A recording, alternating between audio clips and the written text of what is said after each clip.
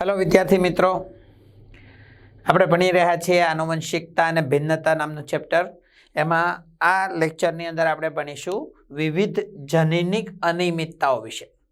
જનીનિક અનિયમિતતા એટલે તમને ખબર છે મિત્રો કે આપણા ડીએનએની અંદર ન્યુક્લિયોટાઇડના ક્રમમાં જો ફેરફાર થાય તો એ ફેરફાર થવાને કારણે આરએનએમાં ફેરફાર થાય. આરએનએ પ્રોટીન સંશ્લેષણમાં કંઈક ફેરફાર પ્રેરે, એના કારણે પ્રોટીન વિકૃત બને. એ ઉત્સેચકના નિર્માણમાં ભાગ લેતો હોય તો ઉત્સેચક ના બને, અન્ય બંધારણીય ઘટક તરીકે વર્તતો હોય તો એમાં અનિયમિતતા સર્જાય અને એને કારણે સજીવમાં અનિયમિતતા એટલે કે વિકૃતિ આવે. અને આપણે જનીનિક અનિયમિતતા તરીકે ઓળખીશું. કેટલીક જનીનિક અનિયમિતતાઓ કઈ રીતે વારસામાં ઉતરે છે એની ચર્ચા કરીશું આ ચેપ્ટરમાં. તો ચાલો શરૂ કરીએ. તો પહેલી જનીનિક અનિયમિતતા છે રંગ અંધતા, કલર બ્લાઇન્ડનેસ. રંગ અંધતા છે ને એક્સ લિંગી રંગસૂત્ર સંલગ્ન પ્રચ્છન્ન જનીનની ખામી છે. એટલે કે વિકૃત જનીન, પણ જે વિકૃત જનીન એક્સ રંગસૂત્ર ઉપર આવેલું હોય, એટલે કે લિંગી રંગસૂત્ર ઉપર આવેલું હોય અને પ્રચ્છન્ન છે. આ રોગની અંદર શું થાય તો કે લાલ અને લીલા રંગ પારખવામાં નિષ્ફળ જવાય છે. એટલા માટે આ રોગને લાલ લીલી રંગ અંધતા, red and green colour blindness એવા નામથી પણ ઓળખવામાં આવે છે. અને એક્સ સંલગ્ન પ્રચ્છન્ન હોય ને એની એક લાક્ષણિકતા છે કે પુરુષોમાં વધુ જોવા મળે અને સ્ત્રીમાં ઓછું જોવા મળે. આ રોગનો સર્વે થયો તો આશરે 8% પુરુષોમાં, દુનિયાના 8% પુરુષોમાં વત્તે ઓછે અંશે રંગ અંધતા છે, જ્યારે 0.4% સ્ત્રીઓમાં આ ખામી જોવા મળે છે. શા માટે? તો હું તમને એમ કહું કે જો એવી આપણે વાત કરીએ કે એક્સ કેપિટલ સી એ સામાન્ય દ્રષ્ટિ માટેનું જનીન હોય, એક્સ કેપિટલ સી સામાન્ય દ્રષ્ટિ માટેનું જનીન હોય અને એક્સ સ્મોલ સી એ રંગ અંધતા માટે જવાબદાર જનીન હોય. એટલે કે કેપિટલ સી સામાન્ય દ્રષ્ટિ માટે, સામાન્ય દ્રષ્ટિ એના માટેનું જનીન, અને સ્મોલ સી રંગ અંધતા માટે હોય. હવે પુરુષમાં શું થાય તો કે ભાઈ સામાન્ય દ્રષ્ટિ માટેનું જનીન એક્સ કેપિટલ છે ને રંગ અંધતા માટેનો એક્સ સ્મોલ સી, એક્સ રંગસૂત્ર પર. તો પુરુષનું રંગસૂત્રીય બંધારણ છે એક્સ વાય. હવે એક્સ ઉપર જો કેપિટલ સી આવે તો એ કેવું હોય? સામાન્ય પુરુષ. એટલે અહીંયા હું તમને એક વસ્તુ બતાવી દઉં કે એક્સ કેપિટલ સી વાય જો આ પુરુષ હોય તો એ પુરુષ કેવો હશે? સામાન્ય પુરુષ. કારણ કે એક્સ કેપિટલ સી સામાન્ય દ્રષ્ટિ માટેનું જનીન છે અને એક્સ સ્મોલ સી રંગ અંધતા માટેનું જનીન છે. એટલે જો પુરુષ એક્સ કેપિટલ સી વાય હોય તો સામાન્ય અને એક્સ સ્મોલ સી વાય હોય તો રંગઅંધ પુરુષ. એટલે પુરુષમાં એક જ એક્સ રંગસૂત્ર છે, એના ઉપર સામાન્ય દ્રષ્ટિનું જનીન આવે તો પુરુષ સામાન્ય દ્રષ્ટિ વાળો થાય અને રંગ અંધતા માટેનું જનીન આવે તો પુરુષ રંગ અંધ થાય. પણ સ્ત્રીમાં 2 એક્સ છે અને 2 એક્સ છે એટલે શું થાય તો કે 3 પોસિબિલિટી. બંને એક્સ ઉપર કેપિટલ સી જનીન તો એ સામાન્ય દ્રષ્ટિ વાળી સ્ત્રી, 2 એક્સ માંથી 1 એક્સ ઉપર કેપિટલ સી અને 1 એક્સ ઉપર સ્મોલ સી જનીન તો એવી સ્ત્રી સામાન્ય દ્રષ્ટિ વાળી હોય પણ રંગ અંધતા માટે વાહક સ્ત્રી કહેવાય, એટલે કે વિષમયુગ્મી સ્ત્રી કહેવાય. અને એક્સ સ્મોલ સી એટલે રંગ અંધ સ્ત્રી કહેવાય. એટલે મિત્રો અહીં તમે સમજી શકો છો કે પુરુષમાં એક્સ વાય અને સ્ત્રીમાં એક્સ એક્સ. પુરુષમાં એક જ એક્સ રંગસૂત્ર છે, એના ઉપર સ્મોલ સી જનીન આવે તો પુરુષ રંગ અંધ થાય.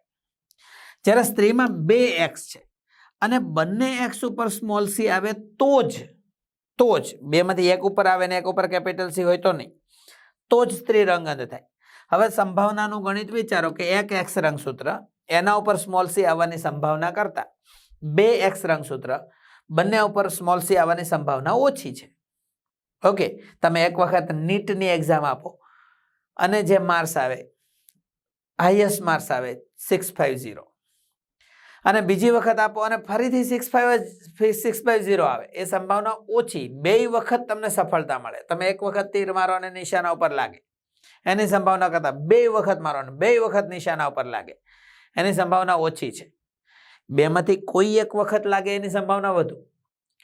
પણ એવું છે બંને ઉપર સ્મોલ સી જનીન આવવાની સંભાવના એક જ ઉપર સ્મોલ સી જનીન આવવાની સંભાવના કરતા ઓછી છે એટલા માટે પુરુષ કરતા સ્ત્રીમાં રંગ અંધતા ઓછી જોવા મળે. ઓકે, સ્ત્રીમાં રંગ અંધતાનું પ્રમાણ ખાલી 0.4% છે, પુરુષોમાં રંગ અંધતાનું પ્રમાણ 8% છે. ઓકે, આના ઉપરથી મિત્રો તમને બહુ બધા સવાલો પૂછાય છે અને એના ઉપરથી સવાલો જે પૂછાય એના માટે થોડી ઘણી હું તમને માહિતી આપી દઉં કે ધારો કે તમને એમ પૂછાય કે એક સામાન્ય સ્ત્રી, સામાન્ય દ્રષ્ટિવાળી સ્ત્રી એક રંગઅંધ પુરુષ સાથે લગ્ન કરે તો એના સંતાનોમાં રંગ અંધતાની સંભાવના કેટલી? ઓકે, હવે સામાન્ય દ્રષ્ટિવાળી સમયુગ્મી સ્ત્રી, સમયુગ્મી સામાન્ય સ્ત્રી, તો તમારે શું લખવું જોઈએ કે એનું રંગસૂત્રીય બંધારણ કેવું હશે? તો કે X capital C, X capital C.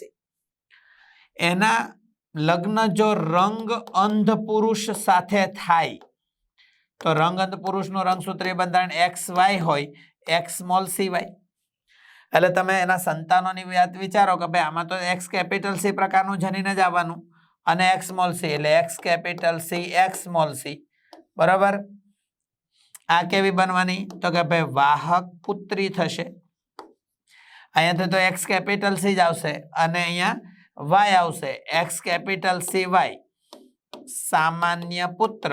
એટલે આપણે કહી શકાય કે ભાઈ રંગ અંધતા માટે સમયુગ્મ સામાન્ય દ્રષ્ટિ ધરાવતી સ્ત્રી અને રંગ અંધ પુરુષના લગ્ન જીવનથી બનતા સંતાનો જન્મતા સંતાનોમાં રંગ અંધતાની સંભાવના નથી. સમજ પડે? ચાલો બીજો એક સવાલ પૂછું કે હું એમ કહું કે એક સામાન્ય દ્રષ્ટિ ધરાવતી સ્ત્રી કે જેના પિતા રંગ અંધ હતા, સાંભળજો, એક સામાન્ય દ્રષ્ટિ ધરાવતી સ્ત્રી કે જેના પિતા રંગ અંધ હતા, એના લગ્ન સામાન્ય દ્રષ્ટિ ધરાવતા પુરુષ સાથે થાય તો એના સંતાનમાં રંગ અંધતાની સંભાવના કેટલી? અહીંયા મેં એમ કીધું છે કે સામાન્ય દ્રષ્ટિ ધરાવતી સ્ત્રી પણ એના પિતા રંગ અંધ હતા એટલે એ સ્ત્રી હંમેશા રંગ અંધતાની વાહક હોય. શું કામ? તો કે ભાઈ રંગ અંધ પિતા હોય એ પોતાની પુત્રીને રંગ અંધતાનું જનીન આપશે જ. સામાન્ય દ્રષ્ટિવાળી ત્યારે થશે કે જેને માતા તરફથી X કેપિટલ C જનીન મળ્યું હોય. એટલે રંગ અંધતાની વાહક સ્ત્રી વાત છે અહીંયા, એનો મતલબ એવો થાય. એના લગ્ન સામાન્ય પુરુષ સાથે થાય છે એટલે કે સામાન્ય પુરુષ, એનું રંગસૂત્રીય બંધારણ થશે X કેપિટલ CY, કારણ કે સામાન્ય પુરુષ છે, X કેપિટલ CY. હવે તમે વિચારો કે અહીંયાથી X કેપિટલ C જો આવું થાય તો આ સામાન્ય પુત્રી થઈ, સામાન્ય પુત્રી. ધારો કે આ X સ્મોલ C અને આ X કેપિટલ C અહીંયા આવ્યું, X capital C, X small C, તો આ જે પુત્રી સામાન્ય દ્રષ્ટિવાળી પણ વાહક થઈ, એને રંગ અંધતા તો ન હોય. ઓકે, પણ ધારો કે આ X કેપિટલ C અને Y, X કેપિટલ CY, તો આ શું થયું? તો કે ભાઈ સામાન્ય પુત્ર અને X small CY, X small CY, તો આ થયો રંગ અંધ પુત્ર. એટલે આપણે એમ કહી શકાય કે સામાન્ય દ્રષ્ટિવાળી સ્ત્રી કે જેના પિતા રંગ અંધ હતા, એના લગ્ન જો સામાન્ય દ્રષ્ટિવાળા પુરુષ સાથે થાય તો એના સંતાનોમાં, આ 4 સંતાનોમાંથી એક સંતાન રંગ અંધ થાય એટલે સંતાનોમાં રંગ અંધતાની સંભાવના 1/4. 1/4 એટલે કેટલા? 25% છે. હવે જો તમને એમ પૂછ્યું હોય કે એના પુત્રમાં રંગ અંધતાની સંભાવના કેટલી, તો પુત્ર 2 માંથી એક પુત્ર રંગ અંધ છે એટલે એના પુત્રમાં રંગ અંધતાની સંભાવના 2 માંથી 1 એટલે 1/2 એટલે કે 50% છે. પુત્રીમાં રંગ અંધતાની સંભાવના નથી, કારણ કે પુત્રી વાહક હોઈ શકે, રંગ અંધ ન હોઈ શકે. તમને મિત્રો એ કહું ને કે સામાન્ય પિતાની પુત્રી ક્યારેય રંગ અંધ ન હોય, કારણ કે સામાન્ય પિતા પાસે X કેપિટલ C જનીન હોય, એ પોતાની પુત્રીને તો X આપવાના જ છે એટલે કેપિટલ C જનીન જ આવવાનું છે. એટલે સામાન્ય પિતાની પુત્રી ક્યારેય રંગંધ તો ન જ હોય. ઓકે, હા, રંગંધ પિતાની પુત્રી રંગંધ જ હોય એમ નહીં, પણ વાહક તો હોય જ. ઓકે મિત્રો, તો અહીંયા આ હતું રંગ અંધતા માટેની વાત. ચાલો બીજા રોગ વિશે આપણે વાત સમજવાનો ટ્રાય કરીએ, અને એ છે હિમોફિલિયા. હિમોફિલિયા સંપૂર્ણપણે રંગ અંધતા જેવી જ સ્થિતિ છે. હિમોફિલિયા એ એક્સ સંલગ્ન પ્રચ્છન્ન જનીનથી થતો રોગ છે. એટલે મિકેનિઝમ અથવા તો તમે જે ઇનહેરિટન્સ જે રીતે થશે એ રંગ અંધતા જેવું જ હોય. પણ હિમોફિલિયામાં થાય છે શું? તો એ રુધિર જમી જવા માટે જવાબદાર એક કારક છે, એક ઘટક પ્રોટીન છે. તમે મિત્રો કદાચ જાણતા હશો કે આપણા શરીરમાં રુધિર જામી જવા માટેના 13 કારકો છે. એમાં એક 8 નંબરનું કારક છે AHG, એન્ટી હિમોફિલિક ગ્લોબ્યુલિન.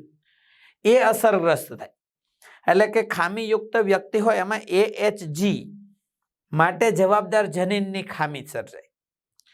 ઓકે, અને એટલે AHG ન બને અથવા તો બિન અસરગ્રસ્ત બને, કામ ન કરે એવું બને. એટલે આવી વ્યક્તિને છે ને લોહી જામી જવાની પ્રક્રિયા ધીમી પડી જાય, લોહી જામતું નથી. સામાન્ય ઈજા થાય તો પણ લોહી એટલું બધું વહી જાય કે એનાથી મૃત્યુ પણ શક્ય છે. ઓકે, આ પણ એક્સ સંલગ્ન પ્રચ્છન્ન જનીનથી થતો રોગ છે. એટલે હું એમ કહું કે ભાઈ એક્સ કેપિટલ H સામાન્ય જનીન હોય અને એક્સ સ્મોલ h હિમોફિલિયાનું જનીન હોય, તો એક્સ ઉપર છે ને એટલે પુરુષ અને સ્ત્રીમાં આ બંને ભિન્ન રીતે પ્રદર્શિત થશે. આગળ દર્શાવ્યું હતું એમ જ. આગળ મેં કેમ કીધું એક્સ કેપિટલ C સામાન્ય દ્રષ્ટિને, એક્સ સ્મોલ c રંગ અંધતા, એમ અહીંયા એક્સ કેપિટલ H સામાન્ય જનીન છે પણ એક્સ સ્મોલ h હિમોફિલિયા માટેનું છે. એટલે જો પુરુષમાં 2 પ્રકારનું રંગસૂત્રીય બંધારણ શક્ય છે, એક્સ કેપિટલ HY અને x small HY. X capital H આવ્યો તો સામાન્ય પુરુષ ને સ્મોલ h આવ્યો તો હિમોફિલિક પુરુષ. અને સ્ત્રીમાં 3 પોસિબિલિટી છે, એક્સ કેપિટલ H સામાન્ય સામાન્ય સ્ત્રી, x capital H small h એટલે હિમોફિલિયા માટેની વાહક સ્ત્રી, અને એક્સ સ્મોલ h હિમોફિલિક સ્ત્રી. હવે પુરુષમાં એક જ એક્સ છે, એના ઉપર સ્મોલ h આવે તો પુરુષ હિમોફિલિક થાય. સ્ત્રીમાં 2 એક્સ છે, બંને ઉપર સ્મોલ h આવે તો જ સ્ત્રી હિમોફિલિક થાય. એટલે હિમોફિલિયા પણ પુરુષ કરતા સ્ત્રીમાં ઓછું જોવા મળે. એટલે કે સ્ત્રીમાં ઓછું, પુરુષમાં વધારે હિમોફિલિયા હોય. રાણી વિક્ટોરિયાના કુટુંબનું વંશાવળી જોવામાં આવી તો એમાં આવા અનેક હિમોફિલિક સંતાનો દર્શાવવામાં આવે છે, જોવા મળે છે. બરાબર, એનું કારણ એ છે કે રાણી વિક્ટોરિયા હિમોફિલિયાના વાહક હતા. એટલે એના સંતાનોમાં ઘણા બધા પુરુષોમાં હિમોફિલિયા જોવા મળે છે. બીજો એક રોગ છે સિકલ સેલ એનિમિયા. મિત્રો આના વિશે પણ તમે સાંભળ્યું છે. આગળ ઉદાહરણોમાં આપણે જોયું હતું કે દૈહિક રંગસૂત્ર સંલગ્ન પ્રચ્છન્ન જનીનથી થતો આ રોગ છે. જો આગળ આપણે 2 ભણ્યા રંગ અંધતા અને હિમોફિલિયા એક્સ સંલગ્ન પ્રચ્છન્ન હતો. આ દૈહિક સંલગ્ન પ્રચ્છન્ન જનીનથી થતો રોગ છે. આ રોગમાં શું થાય તો કે હિમોગ્લોબિનની બીટા શૃંખલા, તમે જાણો છો ને હિમોગ્લોબિનની અંદર 4 પોલીપેપ્ટાઇડ શૃંખલા હોય છે, 2 આલ્ફા શૃંખલા અને 2 બીટા શૃંખલા. એમાં હિમોગ્લોબિનની બીટા શૃંખલાના 6થા સ્થાને જ્યાં ગ્લુટામિક એસિડ જોડાવાનું હતું એની જગ્યાએ વેલાઇન જોડાઈ જાય છે. મિત્રો એવું કેમ થાય છે ભાઈ, ગ્લુટામિક એસિડના બદલે વેલાઇન? તો એના વિશે આપણે વધારે ડિટેલ અને પછીનું જે ચેપ્ટર ભણીશું એમાં ભણીશું કે આનુવંશિકતાના આણ્વીય આધારવાળા મુદ્દામાં. પણ એક ખરું કે glutamic acid amino acid glutamic acid જોડાવા માટે mRNA ઉપર જનીન સંકેત હોવો જોઈએ GAG. મિત્રો ન્યુક્લિયોટાઇડના 3 mRNA ઉપરના 3 ન્યુક્લિયોટાઇડનો ક્રમ એક એમિનો એસિડ માટેનો સંકેતન છે. mRNA ઉપર GAG સંકેત આવે, mRNA ઉપર GAG સંકેત આવે તો સામે ગ્લુટામિક એસિડ જોડાય. હવે mRNA ઉપર GAG આવવા માટે DNA ઉપર CTC નામનો ન્યુક્લિયોટાઇડ હોવો જોઈએ. કારણ કે C હોય તો એની સામે G, T હોય તો સામે A અને C સામે ફરીથી G. એ રીતે DNA માંથી RNA બનતું હોય છે. હવે બાય મિસ્ટેક એટલે કે વિકૃતિને કારણે, પોઈન્ટ મ્યુટેશનને કારણે આ ધારો કે T રિપ્લેસ થઈને E આવી ગયું, CTC હતું એને બદલે CAC થઈ ગયું, તો શું થાય? તો કે એનાથી RNA જ્યારે બનશે ત્યારે G એટલે કે C ની સામે G, A સામે U, સાથ G થઈ જશે.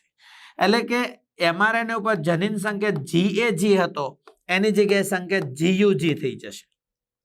અને GAG નો અર્થ થાય છે ગ્લુટામિક એસિડ. એટલે GAG આવે તો એની સામે mRNA ગ્લુટામિક એસિડને જોડે, પણ જો GUG આવે તો ત્યાં વેલાઇન જોડાઈ જશે.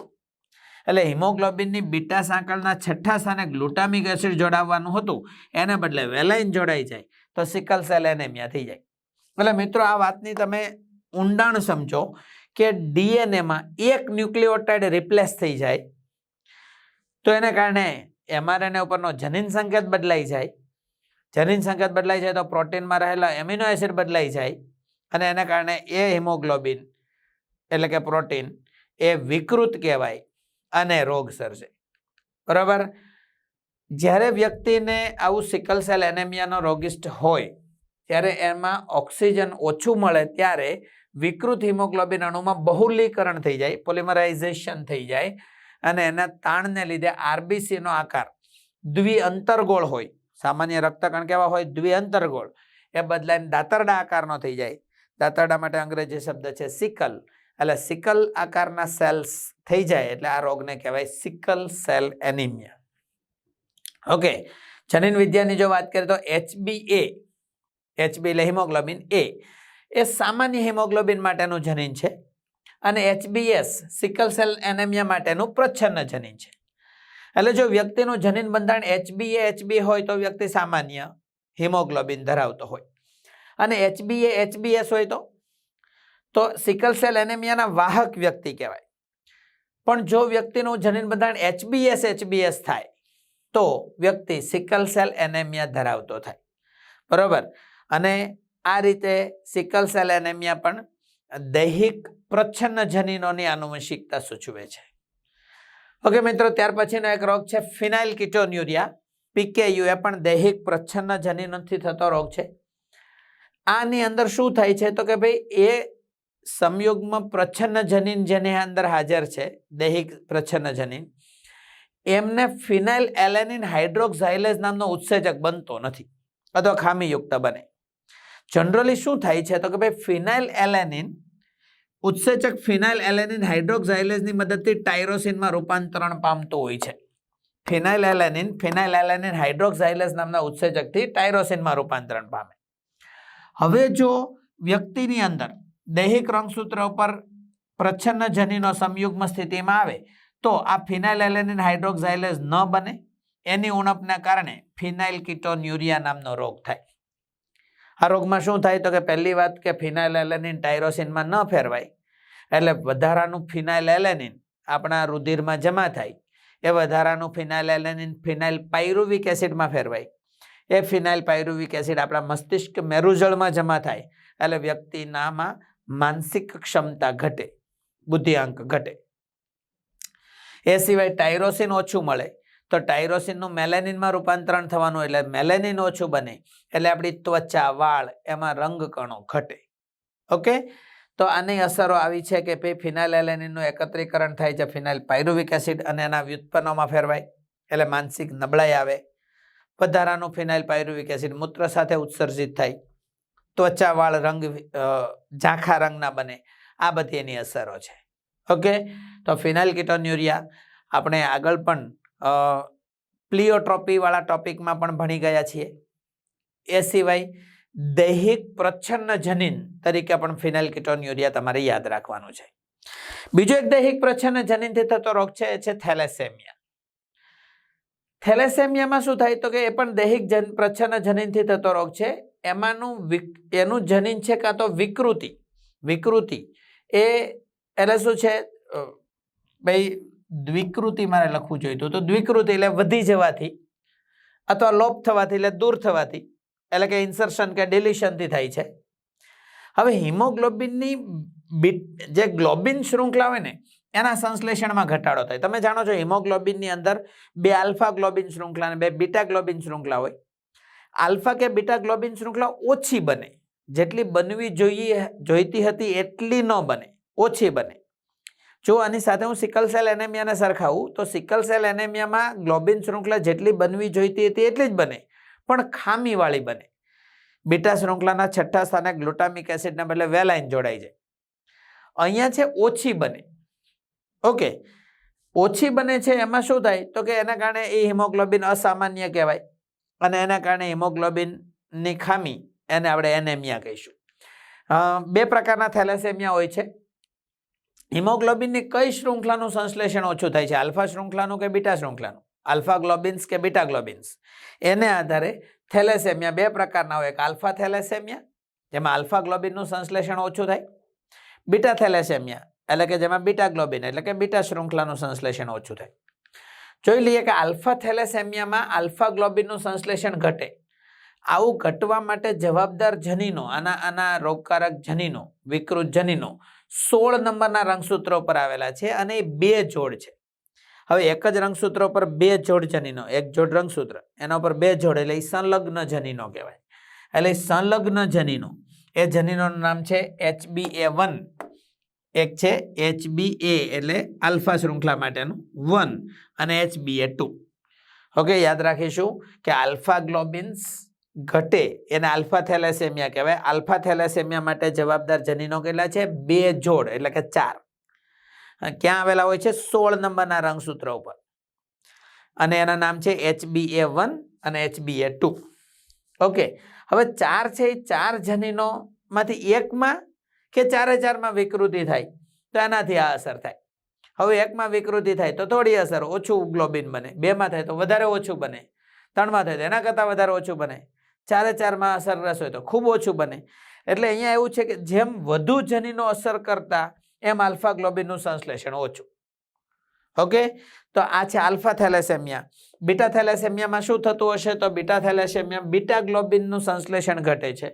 એના માટે જવાબદાર જનીનો 11મા રંગસૂત્ર ઉપર આવેલા હોય. બરાબર, એક જોડ જનીન છે એને કહેવાય HbB. અહીંયા શું હતું? HbA હિમોગ્લોબિનની A શૃંખલા માટે એટલે આલ્ફા શૃંખલા, પણ એમાં 1 અને 2 હતા. અહીંયા HbB બીટા શૃંખલા માટે પણ એક જ છે. ઓકે, તે 1 કે 2 જનીનોમાં વિકૃતિ કે લોપ થવાથી થાય. 1માં થાય તો ઓછી અસર, 2માં થાય તો વધુ અસર. ઓકે મિત્રો, તો તમે સિકલ સેલ એનેમિયા અને થેલેસેમિયાનો ભેદ સમજજો કે સિકલ સેલ એનેમિયા અને થેલેસેમિયામાં શું? તો કે થેલેસેમિયા એ ગ્લોબિનના અણુના સંશ્લેષણની માત્રાત્મક સમસ્યા છે. માત્રા એટલે ઓછી માત્રામાં બને છે. જ્યારે સિકલ સેલ એનેમિયા એ હિમોગ્લોબિનના જે ગ્લોબિન અણુના સંશ્લેષણની ગુણાત્મક ક્વોલિટેટિવ સમસ્યા છે. ઓકે, તો બસ આ સાથે આપણા કોર્સમાં આવતી જનીનિક અનિયમિતતાની વાતો આપણે પૂરી કરી. નેક્સ્ટ લેક્ચરની અંદર આપણે રંગસૂત્રની સંખ્યાત્મક અનિયમિતતાઓ એટલે કે રંગસૂત્રીય અનિયમિતતાઓ વિશે થોડી માહિતી મેળવીશું. Okay, thank you very much.